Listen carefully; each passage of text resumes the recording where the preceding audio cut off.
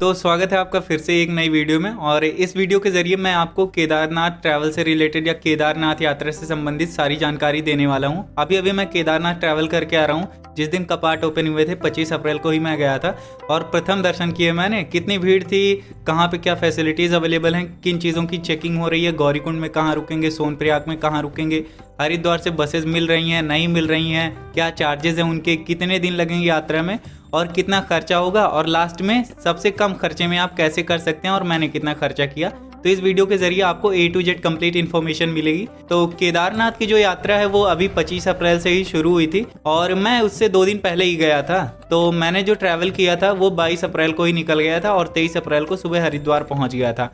उसके बाद हरिद्वार से मैंने अपनी जो है बस या टैक्सी जो भी लेनी थी वो ली और 24 अप्रैल को मैं पहुंच गया था केदारनाथ टेम्पल के पास शाम को। और सुबह मैंने वहां पे जब फाटक ओपन होना था तो मैं वहीं पे मौजूद था। तो आपको केदारनाथ पहुंचने के लिए सबसे पहले हरिद्वार या फिर ऋषिकेश आना पड़ेगा। तो मैंने भी यही किया था, मैं हरिद्वार गया और हरिद्वार जाने के बाद सुबह पहुँच गया था 4 बजे के आसपास। और मैं भी रिकमेंड करूंगा आपको कि आप जब भी जाएं कुछ ऐसा प्लान बनाएं कि आप हरिद्वार सुबह ही पहुंच जाएं 4-5 बजे तक, क्योंकि 4-5 बजे के बाद जो आपको जाना पड़ेगा हरिद्वार से वो आपकी डेस्टिनेशन होगी सोनप्रयाग। सोनप्रयाग के लिए हरिद्वार से बसेज और टैक्सीज अवेलेबल होती हैं, लेकिन वो बहुत कम है। बहुत कम इसलिए भी बोल रहा हूँ क्योंकि भीड़ इतनी ज़्यादा है कि वो कम ही पड़ जाएंगी। तो मैं 4 बजे पहुँचा, उसके बावजूद बसेज नहीं मिल रही थी। बहुत सारी बसेज मैंने ढूंढी वहाँ पे, लेकिन किसी में सीट नहीं खाली थी और डायरेक्ट बसेस तो अवेलेबल थी ही नहीं कि हरिद्वार से सोनप्रयाग तक पहुंचाए। शेयरिंग टैक्सी भी नहीं मिल रही थी। 4 बजे की बात बता रहा हूं मैं। अगर आप 7-8 बजे पहुंचते हैं तो भूल ही जाइए कि आपको कुछ मिलेगा वहां पे। तो 4 बजे पहुंचने के बाद जब मैंने वहां देखा तो 3-4 बसेस पता करने के बाद पता चली कि जो डायरेक्ट बसें हैं वो हरिद्वार से नहीं बल्कि ऋषिकेश से चल रही हैं। लेकिन ऋषिकेश पहुंचने के बाद ये पता चला कि यहाँ से भी ऐसा कुछ है नहीं। हरिद्वार में जाओगे तो ऋषिकेश बताएंगे, ऋषिकेश में जाओगे तो हरिद्वार बताएंगे, यही सब चलेगा। तो हरिद्वार से जो बसेज आपको मिलेंगी वो मिलेंगी रुद्रप्रयाग के लिए। हरिद्वार से रुद्रप्रयाग की जो डिस्टेंस है वो करीब 170 किलोमीटर 165 किलोमीटर के आसपास है और जो बस आपको पहुंचाने में टाइम लेगी वो करीब 5 घंटे का वक्त ज़ाया हो जाएगा इसमें। और किराया आपका पड़ेगा 340 रुपये। ये डिपेंड करता है भीड़ पे भी, भीड़ कितनी ज़्यादा है। जब मैं पहुंचा था तो 23 अप्रैल की बात है, 25 को फाटक खुलने थे और 23 अप्रैल को मैं गया था। तो 340 रुपये पड़ा था मेरा हरिद्वार से लेकर रुद्रप्रयाग तक और रुद्रप्रयाग 5 घंटे में पहुंचा। अब यहाँ से मैं जर्नी की बात करता हूँ। तो हरिद्वार से जो आप बस पकड़ेंगे रुद्रप्रयाग के लिए तो यहाँ पे शेयरिंग टैक्सी का ऑप्शन भी है आपके पास। शेयरिंग टैक्सी का जो चार्ज पड़ेगा वो करीब 1200 रुपये है, लेकिन ये भीड़ के हिसाब से 1500 भी कर देंगे और 2000 पर पर्सन के हिसाब से भी मांगते हैं। वो आपको अपने हिसाब से देखना पड़ेगा। तो मैंने बस ली थी बड़ी मुश्किल से। 4-5 बसें पता करने के बाद एक बस मिली जो रुद्रप्रयाग जा रही थी। डायरेक्ट सोनप्रयाग नहीं, रुद्रप्रयाग जाते समय रास्ते में कुछ स्पॉट मिलेंगे। अगर आप शेयरिंग टैक्सी से जा रहे हैं तो वो आपको विजिट कराएंगे, लेकिन बसेस से जाने का ये डिसएडवांटेज होता है कि बस इनिशियल पॉइंट से उठाएगी और फाइनल पॉइंट पर लेकर ड्रॉप कर देगी। तो बस में ये फैसिलिटी नहीं मिलती है कि आपको रास्ते में जो पॉइंट्स पड़ेंगे वो विजिट कराएगी।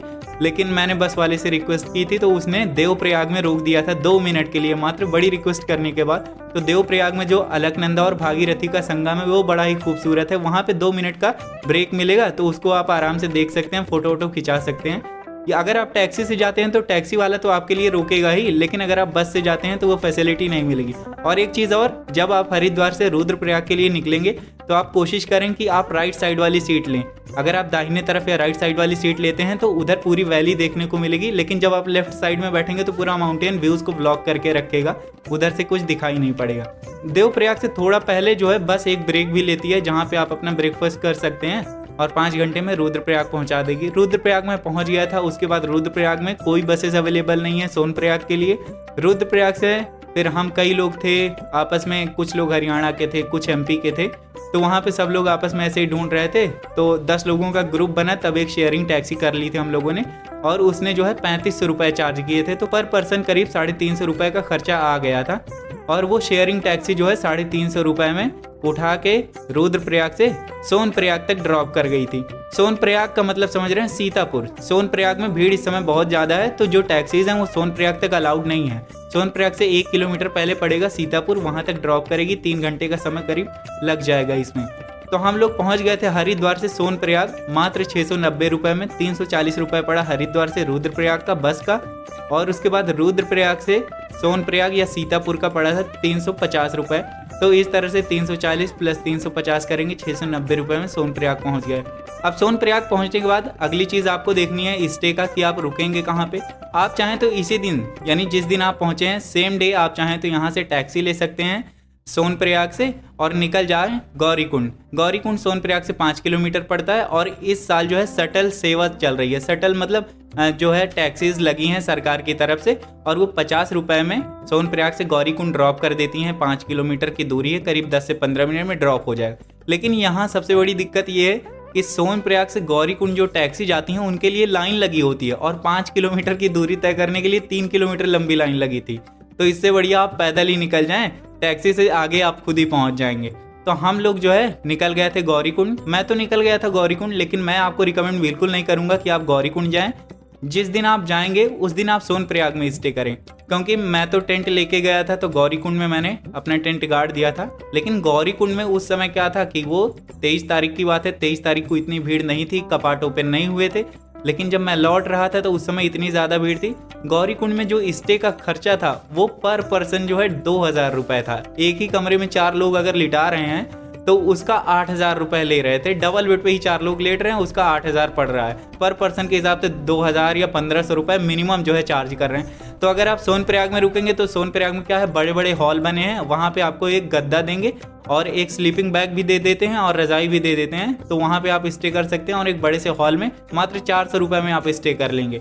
तो सोनप्रयाग में आप 400 में स्टे करेंगे, यहाँ पे डिनर करेंगे, डिनर आपका 150 रुपये में मिल जाएगा। बहुत अच्छा खाना नहीं होगा, लेकिन हाँ भूख लगी होगी तो सब अच्छा ही लगेगा। उसके बाद बात करते हैं सोनप्रयाग में चीज़ें धीरे धीरे महंगी होनी शुरू हो जाती हैं। जो पानी की बोतल है वो 20 की बजाय 30 रुपये की हो जाती है और 5 वाली चीज़ें 10 की हो जाती हैं। तो ये चीज़ है सोनप्रयाग में कि जिन चीज़ों पे MRP मेंशन की गई है उसके लगभग 2 गुना रेट पे चीज़ें मिलना शुरू हो जाती हैं सोनप्रयाग से ही। सोनप्रयाग में आप नाइट स्टे करेंगे, अपना डिनर करेंगे। अगली सुबह क्या करना है, आपको टैक्सी वाली लाइन में तो बिल्कुल लगना ही नहीं है, क्योंकि 5 किलोमीटर के लिए 3 किलोमीटर लंबी लाइन तो आप लगाएंगे नहीं। आपको पैदल ही निकल जाना है सोनप्रयाग से गौरीकुंड के लिए। 5 किलोमीटर की डिस्टेंस है और कोशिश करिए आपकी सुबह 4-5 बजे उठ के निकल जाइए सोनप्रयाग से गौरीकुंड। और ये जो है करीब 1.5 घंटे में आप पहुंच जाएंगे गौरीकुंड। गौरीकुंड पहुंचिए, वहाँ पे तप्त कुंड बना है और इतनी ज़्यादा ठंड में जहाँ -2 डिग्री -3 डिग्री टेम्परेचर रहता है, वहाँ पे भी आपको एक तप्त कुंड यानी हॉट स्ट्रीम मिल जाएगा। उसमें सब लोग नहाते हैं, स्नान करते हैं और नहाने के बाद आप वहाँ से अब अपना ट्रेक शुरू कीजिए। तो वहाँ से ट्रेक करने का क्या है, मेन चीज़ यहाँ पे शुरू होती है। ट्रेक की बात करेंगे अभी हम लोग। तो जो ट्रेक है उसमें सबसे बड़ा कन्फ्यूज़न है कि कितने किलोमीटर आखिर चलना है, पैदल कितना किलोमीटर चलना है हम लोगों को। तो अभी तक जितनी वीडियोस आपने देखी होंगी, कोई 18 बता रहा है, कोई 20 बता रहा है और ज़्यादातर लोग 16 किलोमीटर बताते हैं। लेकिन मैं बताता हूँ 16 किलोमीटर वो है नहीं। 16 किलोमीटर वो रास्ता था जो 2013 में बह गया, यानी जो 2013 में केदारनाथ आपदा आई थी वो 16 किलोमीटर का ट्रेक था। लेकिन जो नया रास्ता बना है जो 2013 के बाद बना है वो है 22 किलोमीटर का। तो 22 किलोमीटर का आपको पैदल ट्रेक करना है। आप 7 बजे तक नहा वहा के रेडी हो जाइए अपना गौरीकुंड में और कुछ ब्रेकफास्ट भी कर लीजिए। ब्रेकफास्ट को मैं बता देता हूँ, यहाँ पे क्या है, दाल चावल लेंगे 100 रुपये का मिलेगा, आलू का पराठा 60 रुपये का मिलेगा, मैगी 50 रुपये की मिलेगी, चाय 20 रुपये की मिलेगी। ये कुछ चीज़ें हैं। अब उसके बाद आप यहाँ से ट्रेक शुरू करेंगे। मान लीजिए 7 बजे ट्रेक शुरू करते हैं तो ट्रेक में आपके कुछ मेजर स्पॉट्स मिलेंगे जहाँ पे लोग रुकते हैं। बाकी ट्रेक में तो हर जगह लगभग 500 मीटर के बाद आपको कुछ खाने की दुकानें, रुकने की दुकानें, पानी के लिए, और उसके अलावा हर 500 मीटर के बाद मेडिकल कैंप भी लगे हैं। अगर आपको कुछ ज़रूरी दवाइयाँ या पेन किलर्स चाहिए तो वो भी मिल जाएंगी। और हाँ, ट्रेक शुरू करने से पहले आपको कुछ चीज़ें ध्यान देनी है। एक ट्रेकिंग स्टिक या फिर लाठी ले सकते हैं जिसका चार्ज 50 रुपये पड़ेगा। और लाठी का सहारा ये रहेगा कि ट्रेक में बहुत जगह फिसलन होती है, उसके सहारे आप फिसलेंगे नहीं। दूसरी चीज़, आपको ज़्यादा भारी बैग लेके नहीं जाना है। क्लॉक रूम मिल जाएगा गौरीकुंड में जहाँ पे आप अपना बैग सबमिट कर सकते हैं अपनी ज़रूरत की चीज़ों को निकाल के, जैसे पावर बैंक हो गया, मोबाइल हो गया, और एक ले सकते हैं छाता और एक रेनकोट। इतनी चीज़ें और एक लाठी, इतनी चीज़ें आप अपने साथ जरूर लेकर जाएं। बाकी का जो एक्स्ट्रा लगेज है उसको क्लॉक रूम में सबमिट कर दें। पर बैग का चार्ज 100 रुपये लेते हैं। जब वापसी करेंगे आप तो आप अपना बैग ले सकते हैं। इतनी चीज़ें लेके आप आगे बढ़ेंगे और ट्रेक करने के दौरान आपका पहला जो स्टॉप मिलेगा वो है गणेश चट्टी। गणेश चट्टी करीब 1.5 किलोमीटर के बाद है। वहाँ पे आप 10 से 15 मिनट का ब्रेक लेंगे और गणेश चट्टी में ब्रेक लेने के बाद आप चाहे तो पानी वानी पी सकते हैं। हाँ, पानी का भी एक है यहाँ पे कि आप एक वाटर बॉटल लेकर जाएं। और यहाँ पे जो है पानी महंगा शुरू हो जाता है। गौरीकुंड में 40 रुपये की बोतल मिलना शुरू होती है। जैसे जैसे आप ऊपर बढ़ेंगे, थोड़ा सा ऊपर बढ़ने के बाद वो 60 रुपये की होगी और मंदिर के पास वही पानी की बोतल 70 रुपये की मिलती है। अब यहाँ पे आप पानी की बोतल लेके जाएंगे तो उसको रिफ़िल करने के लिए रास्ते में हर 100-200 मीटर के बाद एक वाटरफॉल या फिर टैप मिल जाता है, तो आप वहाँ पे फ्रेश वाटर इसमें रिफ़िल कर सकते हैं। और जाने आने में आपकी कम से कम 10 से 12 बोतल पानी की खपत हो जाएगी, तो वो सारा पैसा आपका इसमें बच जाएगा। तो यहाँ पे बात करते हैं गणेश चट्टी पे पहला स्टॉप आपका होगा, वहाँ पे आप रुकेंगे, 10 से 15 मिनट का ब्रेक लेंगे और उसके बाद फिर अपनी आगे की यात्रा कंटिन्यू करेंगे। अगला स्टॉप जो आपका मिलेगा वो 4 किलोमीटर के बाद है। ये सारी डिस्टेंस मैं गौरीकुंड से बता रहा हूँ, यहाँ यानी गणेश चट्टी से 4 किलोमीटर नहीं, गौरीकुंड से 4 किलोमीटर के बाद। तो अगला स्टॉप 4 किलोमीटर के बाद है जिसका नाम है जंगल चट्टी। जंगल चट्टी पे आप रुकेंगे, वहाँ पे आप चाहें तो कुछ ब्रेकफास्ट कर सकते हैं आप। यहाँ पे आलू का पराठा जो नीचे 60 का था वो 70 का हो चुका है। पानी की बोतल यहाँ 40 की मिल रही है। और बाकी जो MRP वाली चीज़ें हैं, जैसे 10 रुपये वाला पार्ले है वो डबल रेट पे 20 रुपये का, 5 रुपये वाला कुरकुरे 10 रुपये का, MRP से जस्ट डबल रेट पे मिलेगा। अब यहाँ से आप आगे बढ़ेंगे अपना ब्रेकफास्ट करने के बाद। तो अगला स्टॉप जो आपको मिलेगा वो मिलेगा भीमबली। भीमबली है 6 किलोमीटर की डिस्टेंस पे। भीमबली पे आप पहुँचेंगे, यहाँ पे भी आप 10-15 मिनट का ब्रेक ले सकते हैं। और भीमबली से 2 रास्ते जाते हैं, एक है शॉर्टकट और एक है लंबा वाला रास्ता। तो शॉर्टकट वाला रास्ता है वो ज़्यादा स्टीप चढ़ाई यानी खड़ी चढ़ाई है, और जो लंबा वाला रास्ता है वो थोड़ा सा कम चढ़ाई वाला है। और करीब आधा किलोमीटर के बाद दोनों रास्ते आगे जाके मर्ज हो जाते हैं, एक ही हो जाते हैं। तो आप यहाँ से दोनों में से कोई भी रास्ता फॉलो कर सकते हैं। तो ये था भीमबली तक का। भीमबली में भी आप 10 से 15 मिनट का ब्रेक ले सकते हैं। अब इसके बाद क्या करना है, यहाँ से और आगे बढ़ना है, आपको कंटिन्यू करना है। अब भीमबली के बाद जो अगला स्टॉप पड़ेगा वो पड़ेगा छोटी लिंचोली। छोटी लिंचोली करीब है 8 किलोमीटर की डिस्टेंस पे। और छोटी लिंचोली में भी आपको 10 से 15 मिनट का ब्रेक ले लेना है। अब यहाँ पे क्या है, जो MRP के हिसाब से डबल रेट पे चीज़ें मिल रही थी पीछे तक, अब छोटी लिंचोली में वो ट्रिपल रेट से मिलना शुरू हो जाएंगी। यानी जो 20 की थी 40 की मिल रही थी पीछे, अब यहाँ से वो 60 की मिलना शुरू हो जाएगी। पानी की बोतल 60 की, पार्ले 10 वाला 30 का, कुरकुरे 5 वाला 15 का, ये रेट है यहाँ पे।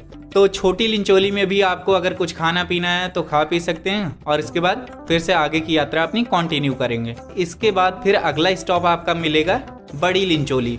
बड़ी लिंचोली जो है वो करीब 11 किलोमीटर के डिस्टेंस के बाद पड़ता है। और बड़ी लिंचोली में आप जा कर के वहाँ पे भी 10-15 मिनट का ब्रेक ले सकते हैं। अब बड़ी लिंचोली के पास 2 ऑप्शन है, आप चाहें तो इस दिन बड़ी लिंचोली में ही स्टे कर सकते हैं। बड़ी लिंचोली में स्टे करने का मतलब ये है कि यहाँ पे थोड़ा सस्ता मिल जाएगा, लेकिन आप मंदिर के पास अगर रुकेंगे जाके तो वहाँ बहुत महंगा पड़ेगा। तो मैंने क्या किया था, बड़ी लिंचोली में ही GMVN की डॉर्मेट्री है, यानी जो गढ़वाल मंडल विकास निगम है उसकी डॉर्मेट्री है GMVN की। तो इसका जो चार्ज है वो डिसाइडेड है गवर्नमेंट के थ्रू, ये है 448 रुपये, 448 रुपीज़ है पर बेड के हिसाब से। टेंट में आपको एक गद्दा देंगे और एक स्लीपिंग बैग देंगे, वहाँ पे आप सो सकते हैं। और इसकी ऑनलाइन बुकिंग भी कर सकते हैं, जिसकी वेबसाइट स्क्रीन पे आपको दिख रही होगी इसके ज़रिए, क्योंकि ऑनलाइन बुकिंग करना ज़्यादा बेहतर है, ऑफलाइन वहाँ पे मिल नहीं पाएगा, भीड़ बहुत ज़्यादा है इस वक्त। तो यहाँ पे ऑनलाइन बुक कर लेंगे तो 448 रुपये में आप नाइट स्टे कर सकते हैं। और यहाँ से जो मंदिर की डिस्टेंस है वो मात्र 5 किलोमीटर बचती है, और वो आप अगले दिन सुबह कर सकते हैं। या फिर आप चाहें तो इसको ना करें, आप सीधा इसी दिन कंटिन्यू कर जाएं मंदिर तक और वहाँ पे आप नाइट स्टे करें। जो यहाँ 448 का मिल रहा है बड़ी लिंचोली में, वो करीब मंदिर के पास 1500 रुपये का मिलेगा नाइट स्टे। तो इस वजह से काफ़ी महंगा पड़ जाएगा। अब बात करते हैं कि मैंने क्या किया था। तो मैंने बड़ी लिंचोली में ही नाइट स्टे किया था 448 रुपये में।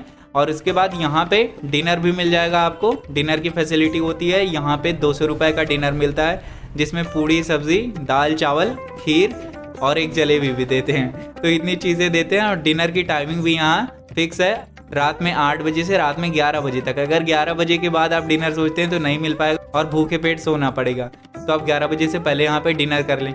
अब बात करते हैं रास्ते में टॉयलेट्स की, नहाने की, इन सारी चीज़ों की। तो रास्ते में करीब 500 मीटर के डिस्टेंस पे टॉयलेट्स मिल जाएंगे, लेकिन टॉयलेट बने हैं और वहाँ पे पानी आपको बाल्टी में बाहर से भर के लाना पड़ेगा।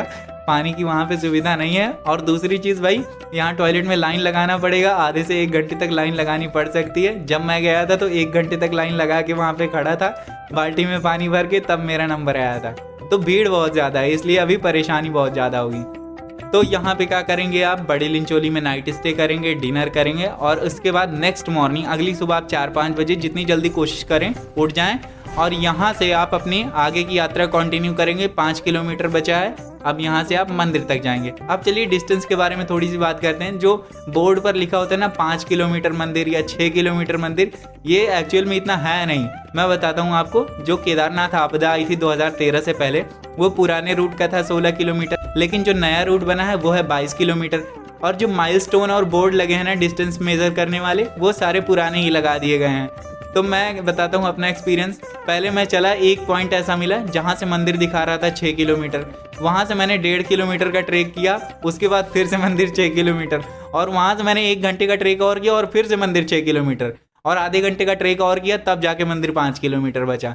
तो अब जो डिस्टेंस मेंशन है ना 16 किलोमीटर, उस पर बिल्कुल मत जाइए। 22 किलोमीटर का ये ट्रेक है कंप्लीट पूरा।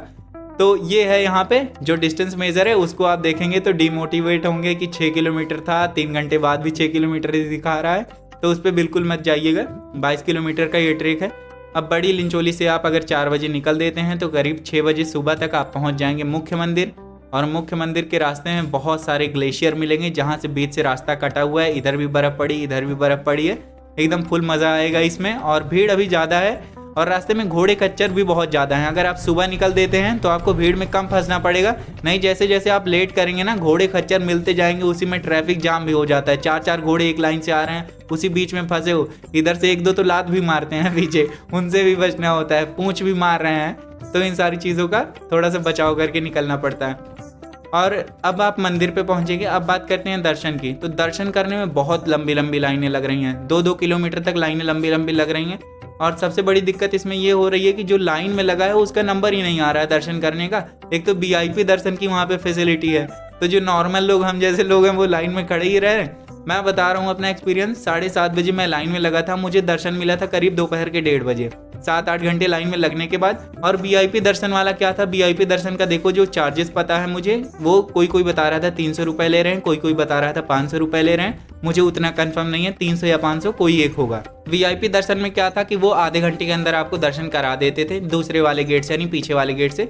तो मुझे 1-1:30 बजे दर्शन हो गए थे दोपहर के। 7-8 घंटे लाइन में लगने के बाद यहाँ पे दर्शन करने से पहले आप प्रसाद ले सकते हैं। प्रसाद 50 रुपए से यहाँ शुरू हो जाता है। अलग अलग डिब्बे में देंगे 50 रुपए का, वही झोले में करके देंगे। 100 रुपए का झोले में एक अंगोछा डाल देंगे तो 250 का हो जाएगा। तो अलग अलग रेट्स हैं, 50 रुपए, 100 रुपए, 200, 250, 350 और 500। रुद्राक्ष ऐड कर देते हैं तो 500 का। ये वहाँ प्रसाद के रेट हैं, उसको लेके आप जाएंगे, दर्शन करेंगे।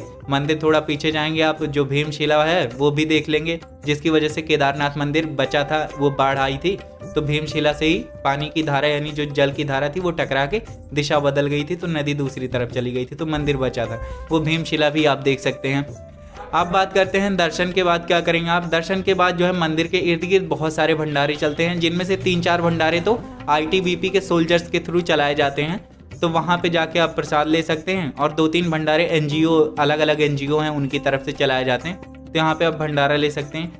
अब आप चाहें तो अगर आप दोपहर 1-1:30 बजे तक दर्शन हो जाए मेरी तरह, तो आप सेम डे रिटर्न कर सकते हैं उसी दिन। तो मैंने यही किया था, मैं 2:30 बजे रिटर्न होना शुरू हो गया था। और रास्ते में क्या है कि रास्ते में स्नोफॉल भी देखने को मिल गई थी मुझे, हल्की हल्की एकदम। तो स्नोफॉल भी इस समय हो रही है, तो हल्की हल्की स्नोफॉल भी मिल गई थी।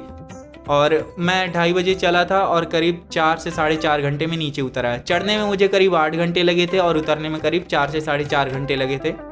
अब बात करते हैं कि क्या क्या ज़रूरी चीज़ें हैं साथ में ले जाना। लाठी मैंने बताई थी, ले जाना बहुत ज़रूरी है।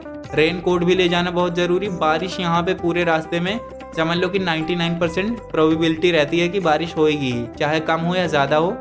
और उसके बाद एक छाता ले जाना इसलिए ज़रूरी है क्योंकि स्नोफॉल होती है, तो उससे कवर करने के लिए खुद को एक छाता होना ज़रूरी है। तो ये हुई ट्रैक की बात। अब आप ट्रैक से वापसी कर चुके होंगे, तो वापसी करने में आपका 4 से 4.5 घंटे का वक्त ज़ाया होगा। और उतरते समय क्या करना है, जूते आपको ध्यान रखना है कि थोड़े से लूज़ हों, क्योंकि उतरते टाइम अंगूठे, उसमें जो अंगूठे का नाखून होता है वो दबता है। मेरे तो दोनों पैर के अंगूठे काले पड़ गए थे। अब नीचे उतर आएंगे, तो मैं नीचे उतर आया था गौरीकुंड में करीब शाम को 7-7:30 बजे के आसपास। यहाँ पे उतरा तो यहाँ पे स्टे करने का मैंने फिर सोचा, तो गौरीकुंड में आया पता करने। वहाँ चार्जेस इतने ज़्यादा हो चुके थे, 2000 रुपये पर पर्सन था एक रूम में रुकने का। मतलब एक रूम में कई लोग रुकते थे और उसमें पर पर्सन के हिसाब से 2000 चार्ज पड़ता था। तो वहाँ मैं नहीं रुका। और उसके बाद मैं गौरीकुंड से सोनप्रयाग वापस आ गया। और गौरीकुंड से सोनप्रयाग वापस आने के लिए मैंने टैक्सी ली थी। और टैक्सी के लिए मुझे करीब आधे से 1 घंटे फिर से लाइन में लगना पड़ा और लाइन में लगने के बाद टैक्सी मिल गई और वो 50 रुपये में वापस ला के मुझे सोनप्रयाग ड्रॉप कर देती है। वहाँ पे मैं ढूंढता हूँ फिर से वही अपना। सोनप्रयाग में ऐसे बड़े बड़े हॉल मिल जाते हैं, दुकानें भी रहती हैं जिसमें शटर लगे होते हैं, उसको उठा के उसी में काफ़ी लोगों को लिटाए रहते हैं ऐसे गद्दे डाल के, तो वो 400 रुपये चार्ज करते हैं। तो यहाँ पे मैं रुका था, रात में डिनर 150 रुपये में हो जाता है। अब सोनप्रयाग में नाइट स्टे करने के बाद, डिनर करने के बाद अगली सुबह यानी नेक्स्ट मॉर्निंग मैं सोनप्रयाग से निकल लेता हूँ वापसी के लिए। तो सोनप्रयाग से टैक्सी लेनी होती है मुझे रुद्रप्रयाग के लिए। तो आपको बता दूं मैं कि सोनप्रयाग से आपको टैक्सी नहीं मिलेगी। सोनप्रयाग से 1 किलोमीटर पैदल आना पड़ेगा सीतापुर तक, जहाँ पे मैंने आपको पहले भी बताया था कि सीतापुर तक ही टैक्सी मिल पाएगी, क्योंकि सोनप्रयाग तक जाने नहीं देते, उधर बैरियर लगा रखा है ताकि भीड़ थोड़ा सा कंट्रोल हो पाए। तो सीतापुर तक 1 किलोमीटर पैदल आया मैं और वहाँ पे फिर मैंने टैक्सी देखना शुरू किया और वहाँ पे शेयरिंग टैक्सी मिल गई थी मुझे और 300 रुपये में उसने सोनप्रयाग से ड्रॉप किया मुझे रुद्रप्रयाग तक। आपको याद होगा जाते समय यही टैक्सी ने मुझसे 350 रुपये लिए थे, लेकिन वापसी के समय ये 300 में मिल गई थी। 3 घंटे में मैं आ जाता हूँ सोनप्रयाग से या सीतापुर से रुद्रप्रयाग तक। और उसके बाद रुद्रप्रयाग से फिर से मुझे दूसरी बस मिल जाती है हरिद्वार के लिए, और रुद्रप्रयाग से जो बस का किराया पड़ता है वो 300 रुपये पड़ता है। जाते समय ये मुझे 340 पड़ा था, लेकिन लौटते समय 300 पड़ जाता है। तो मैं यहाँ से वापस आ जाता हूँ हरिद्वार और यहाँ पे मेरी ट्रिप कंप्लीट होती है केदारनाथ की। हरिद्वार से केदारनाथ और केदारनाथ से हरिद्वार राउंड ट्रिप कंप्लीट होती है। अब बात करते हैं कि इसमें कितने दिन खर्च होंगे और टोटल खर्चा कितना आएगा और मैंने कितने बजट में ये ट्रिप करी है, और अगर आप मेरे हिसाब से करेंगे तो आपका कितना बजट खर्चा होने वाला है। तो इस ट्रिप में आपके 4 दिन खर्च होने वाले हैं। पहले दिन की बात करें तो पहले दिन आप हरिद्वार से जाएंगे सोनप्रयाग या सीतापुर तक, जहाँ तक टैक्सी ड्रॉप करेगी, और दूसरे दिन आप ट्रेक करके ऊपर तक जाएंगे मंदिर तक, या फिर बड़ी लिंचोली में आप स्टे करते हैं तो वहाँ तक। तीसरे दिन आपका दर्शन करने में और उसके बाद ट्रेक डाउन करके वापस सोनप्रयाग आने में निकल जाएगा, और चौथा दिन आपका सोनप्रयाग से वापस हरिद्वार आने में हो जाएगा। यानी हरिद्वार से केदारनाथ और केदारनाथ से हरिद्वार आने में 4 दिन खर्च होंगे, मिनिमम 4 दिन खर्च होंगे जो मेरे खर्च हुए हैं। ये अब बात कर लेते हैं कि इस ट्रिप में या इस यात्रा में आपका कुल कितना खर्चा होगा, मिनिमम बजट में आप कैसे ट्रैवल कर सकते हैं। तो इसमें 4 दिन खर्च होंगे, मैंने बताया ही। तो पहले दिन की बात करते हैं। पहले दिन में आपका क्या क्या खर्चा हो सकता है। पहले दिन आप हरिद्वार पहुंचेंगे, वहां से आप बस लेंगे रुद्रप्रयाग तक, जिसका किराया 340 रुपये पड़ेगा। रुद्रप्रयाग पहुंचने के बाद वहां पे आप कुछ अपना लंच करेंगे, 150 रुपये लंच का हो जाएगा। उसके बाद आप रुद्रप्रयाग में बस से चेंज करके टैक्सी पकड़ेंगे सोनप्रयाग के लिए, उसका किराया मैंने बताया था शेयरिंग में 350 रुपये पड़ेगा। अब आप सोनप्रयाग पहुंच चुके हैं, सोनप्रयाग में नाइट स्टे करेंगे, उसका किराया 400 रुपये पड़ेगा। नाइट स्टे करेंगे तो रात में डिनर भी करेंगे और उसका चार्ज पड़ेगा आपका 150 रुपये। तो ये आपका पहले दिन का खर्चा यहाँ पे खत्म होता है। दूसरे दिन के खर्चे की बात करें तो सुबह सुबह आप पैदल निकल जाएंगे सोनप्रयाग से गौरीकुंड। टैक्सी नहीं लेनी है आपको, मैंने कारण बताया, लंबी लाइन लगानी पड़ेगी। अगर आप टैक्सी लेते हैं तो 50 रुपये एक्स्ट्रा ऐड कर लीजिए, लेकिन टैक्सी नहीं लेंगे तो आप पैदल पहुंचेंगे गौरीकुंड। गौरीकुंड में आप तप्तकुंड में स्नान करेंगे, उसके बाद वहाँ पे आप सुबह ब्रेकफास्ट करेंगे। ब्रेकफास्ट में आपका मान लीजिए 60 रुपये खर्च हो जाते हैं, और उसके बाद ब्रेकफास्ट करने के बाद आप अपना ट्रेक शुरू करेंगे, और पूरे रास्ते में जो आपका खर्चा आएगा वो मान के चलिए कि करीब 300 रुपये हो जाएगा पूरे ट्रेक के दौरान। जो रास्ते में मान लीजिए मैगी लेते हैं, पराठा लेते हैं, जो भी लेते हैं, तो उसका 300 रुपये आपका खर्चा हो जाएगा। अब ट्रेक के दौरान आपको रुकना है बड़ी लिंचोली में। तो बड़ी लिंचोली में जो GMVN की डॉर्मेट्री है उसका चार्ज पड़ा था 448 रुपये पर नाइट का, पर बेड का। तो 448 रुपये वो खर्च हो जाएंगे। आप रात में डिनर करेंगे तो उसका जो खर्चा होगा 200 रुपये, वहाँ पे फिक्स रेट है खाने का, वो 200 हो जाएगा।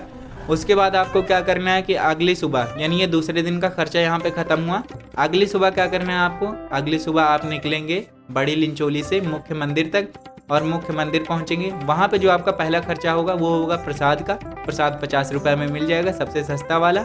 और उसके बाद वहाँ पे खाने की दिक्कत नहीं है, 5-6 जगह भंडारे चलते हैं। 3-4 जगह ITBP के सोल्जर्स जो हैं वो अपना कैंप लगा के खुद ही भंडारे लगवाए रहते हैं, वहाँ पे आप खा सकते हैं। 3-4 NGO की तरफ से भंडारे चल रहे होते हैं, वहाँ पे खा सकते हैं। उसके बाद दर्शन करने के बाद आप वापस आएंगे। अभी आपका तीसरा दिन ही चल रहा है, वापस गौरीकुंड पहुँचेंगे, यहाँ स्टे नहीं करना है। सोनप्रयाग पहुँचेंगे, लेकिन गौरीकुंड से जो सोनप्रयाग पहुँचेंगे तो 50 रुपये आपका टैक्सी का खर्चा आएगा, और सोनप्रयाग में 400 रुपये आप नाइट स्टे में देंगे, और रात में फिर डिनर भी करेंगे, वो 150 रुपये का हो जाएगा। पानी का खर्चा आपका नहीं आएगा, मैंने उसका तरीका बताया कि आप बॉटल रिफिल करते रहिए। हर जगह आपको टैप मिल जाएगा और वाटरफॉल्स रहते हैं, तो उसमें आप अपनी बॉटल को रिफिल कर सकते हैं। तो ये है तीसरे दिन का खर्चा। अब बात करते हैं फाइनल डे, जिस दिन आपको सोनप्रयाग से वापस हरिद्वार आना है। तो सोनप्रयाग से आप वापस आएंगे हरिद्वार तो सोनप्रयाग से कुछ नहीं मिलेगा, 1 किलोमीटर पैदल आना पड़ेगा सीतापुर तक। अब सीतापुर से आपको जो मिलेगी वो शेयरिंग टैक्सी मिलेगी। यहाँ पे ध्यान देना है आप जितना कम से कम करवा सके, और यहाँ पे आप थोड़ा सा लोगों के साथ बातचीत करना शुरू कीजिए, क्योंकि अगर आप अकेले गए हैं तो अकेले के लिए तो कोई टैक्सी मिलेगी नहीं। 10-12 लोग ऐसे ही घूमते मिल जाते हैं, कोई 3 के ग्रुप में, कोई 4 के ग्रुप में, तो उनसे मिल लीजिए और उन्हीं के ग्रुप में शामिल हो जाइए। तो 10 लोग हो जाते हैं तो एक शेयरिंग टैक्सी हो जाती है। तो जो है 3000 रुपये में टैक्सी मिल गई थी रुद्रप्रयाग तक सोनप्रयाग से, और वो 300 रुपये पर पर्सन पड़ गया था। अब रुद्रप्रयाग आ जाते हैं, उसके बाद रुद्रप्रयाग से बस ली थी मैंने और वो 300 रुपये में मिल गई थी हरिद्वार के लिए। जाते समय जो बस मिली थी वो 340 की मिली, लेकिन लौटते समय वो 300 की मिल गई थी। वहीं पे जाते समय जो शेयरिंग टैक्सी 350 की मिली थी वो लौटते समय मात्र 300 की मिल गई थी। जाते समय महंगा मिला था और लौटते समय थोड़ा सा सस्ता मिला। तो ये हुआ आपके चौथे दिन का खर्चा। अब बात करते हैं टोटल बजट कितना हुआ। तो टोटल बजट स्क्रीन पे आपको दिख रहा होगा डे वाइज के हिसाब से। चीज बात करते हैं एक्स्ट्रा खर्चे कौन कौन से हो सकते हैं। अगर आप जा रहे हैं तो जो ट्रेकिंग स्टिक आप लेंगे यानी लाठी लेंगे उसका चार्ज 50 रुपये पड़ता है। रेन कोट आप खरीदेंगे सोनप्रयाग में तो वो करीब 200 से 250 का मिलेगा, मुझे 200 का मिल गया था, लेकिन वही ऊपर आप खरीदेंगे तो वो करीब आपको 500-600 का मिलेगा। छाता आप लेंगे तो वो 200 का नीचे मिल जाएगा, ऊपर जाएंगे तो 500-600 का मिलेगा। अब बात करते हैं अगर आप क्लॉक रूम में अपना बैग सबमिट करके जाते हैं तो उसका 100 रुपये चार्ज अलग से पड़ जाएगा। चलिए अब बात करते हैं कि कौन कौन सी ज़रूरी बातें ध्यान रखनी है आपको यहाँ जाते समय केदारनाथ। तो सबसे पहले बात करते हैं यात्रा पास और रजिस्ट्रेशन की। जब मैं गया था तो 24 तारीख को पहुँच गया था ऊपर और 25 तारीख को मैंने दर्शन किए थे। उस समय यात्रा पास रजिस्ट्रेशन किसी भी पॉइंट पर किसी का नहीं चेक हुआ था, किसी ने कराया है नहीं कराया है, किसकी कौन सी डेट है, कुछ नहीं चेक हो रहा था। लेकिन जब मैं दर्शन करके नीचे आ गया 25 तारीख को तो 26 तारीख को पूरा एकदम कड़ा प्रशासन हो गया था। अगर एक भी व्यक्ति का एक स्पेलिंग भी मिस्टेक है तो उसको नहीं जाने दे रहे थे, ऊपर भगा दे रहे थे। तो सोच लो आप, क्योंकि भीड़ इतनी ज़्यादा हो गई थी, फिर इतना स्ट्रिक्ट होना ज़रूरी ही था। दूसरी चीज़ ये है कि जब आप मंदिर के पास दर्शन करने जाएंगे तो आपको जूते तो उतारने ही पड़ेंगे। जूते उतार के आप लाइन में लगेंगे। वहाँ जूते का खास ख्याल रखना है क्योंकि बहुत सारे लोगों के जूते खो गए थे वहाँ पे, और ये नहीं कि दोनों जूते, एक पैर के ही जूते खो रहे थे। मेरी लाइन में तो 10-15 लोगों के एक पैर के जूते खो गए थे। अगर जूते खो जाते हैं तो इतनी बर्फ़ में जो है नंगे पैर चलना बहुत बड़ी परेशानी हो सकती है। और तीसरी चीज़ जो सबसे ज़रूरी है, रेन कोट, छाता, लाठी, ये सब आपको नीचे से ही ले लेनी है, ऊपर कुछ भी नहीं लेना है। डबल ट्रिपल रेट पर मिलेगा और इसमें भी मारा मारी रहेगी, मिल पाएगा कि नहीं मिल पाएगा कोई श्योरिटी नहीं है। जो भी खाने पीने की चीज़ें हों और वो भी आप ले सकते हैं। कुछ खाने पीने की चीज़ों का रेट मैं बताऊं तो मैगी नीचे जो है 50 की मिल रही थी, ऊपर 70 की मिलेगी। आलू का पराठा नीचे 60 का मिल रहा था, ऊपर 70 का मिलेगा। नींबू पानी 30 रुपये का मिल जाएगा। खीरा एक मिलेगा 40 रुपये का। पार्ले जी 10 रुपये वाला 30 रुपये का। चाय 25 रुपये की, कॉफ़ी 50 रुपये का। ये रेट है वहाँ का। और खाने का तो मैंने बता दिया। नीचे जो खाने का रेट है वो 150 रुपये, बड़ी लिंचोली में 200 रुपये और मंदिर के पास 350 रुपये। अब सबसे आखिरी और सबसे ज़रूरी सवाल, इस समय आपको जाना चाहिए कि नहीं जाना चाहिए। तो देखो, जो मेरा रिकमेंडेशन है, इस समय बिल्कुल नहीं जाना चाहिए, भीड़ इतनी ज़्यादा है। और दूसरी चीज़ मैं बताता हूँ, जब मैं 26 तारीख को लौट रहा था, सोनप्रयाग पहुँचा, तो उस दिन अनाउंसमेंट हुई थी। ऊपर सिर्फ उन्हीं लोगों को जाने दे रहे थे जिनकी वहाँ पे बुकिंग थी, यानी जिनका स्टे या ठहरने का वहाँ पे बुक था। जिसकी बुकिंग नहीं थी उसको ऊपर नहीं जाने दे रहे थे, क्योंकि ऊपर बहुत सारे लोग पहले ही पहुँच चुके थे, उनके रहने खाने की व्यवस्था वैसे ही नहीं मैनेज हो पा रही थी, तो और लोगों को ऊपर नहीं भेज रहे थे। और ये सिस्टम 5 तारीख तक है, यानी 5 मई तक यही सिस्टम है। 5 मई तक अगर आपका ऊपर स्टे का नहीं बुक है, ठहरने का नहीं बुक है, तो आपको सोनप्रयाग से ऊपर नहीं बढ़ने देंगे। तो इस बात का आप ध्यान रख सकते हैं। अगर आपकी बुकिंग है ऊपर रुकने की तभी आप जाएँ, नहीं तो आप कोशिश करें कि मई महीना बीत जाए, जून में ही आप जाएं तो ज़्यादा बढ़िया रहेगा। क्योंकि आपको टॉयलेट के लिए भी लाइन लगानी पड़ेगी, बस के लिए भी लाइन लगानी पड़ेगी, टैक्सी के लिए भी, और हर चीज़ का डबल ट्रिपल रेट पे करना पड़ेगा। दर्शन के लिए तो खैर 8-9 घंटे तक लाइन लगानी पड़ेगी। और सबसे बड़ी बात तो आपको हरिद्वार से रुद्रप्रयाग या सोनप्रयाग के लिए बस मिल पाएगी नहीं मिल पाएगी, उसकी भी कोई गारंटी नहीं है। तो ये थी लगभग सारी कंप्लीट इन्फॉर्मेशन जो एक मेरा एक्सपीरियंस रहा था केदारनाथ जाने का। अगर फिर भी कुछ भी आपको पूछना है तो कमेंट सेक्शन में आप पूछ सकते हैं। बाकी आपको डिस्क्रिप्शन में मेरा इंस्टाग्राम अकाउंट लिंक भी मिल जाएगा, वहाँ पे भी आप मुझसे बात कर सकते हैं। तो चलो इस वीडियो को यहीं पे एंड करते हैं, फिर से मिलेंगे आपको एक नई वीडियो में। और ये जो यात्रा है इसके ब्लॉग्स भी 1-2 दिन बाद से कंटिन्यू आना शुरू हो जाएंगे। तब तक के लिए जय श्री केदार।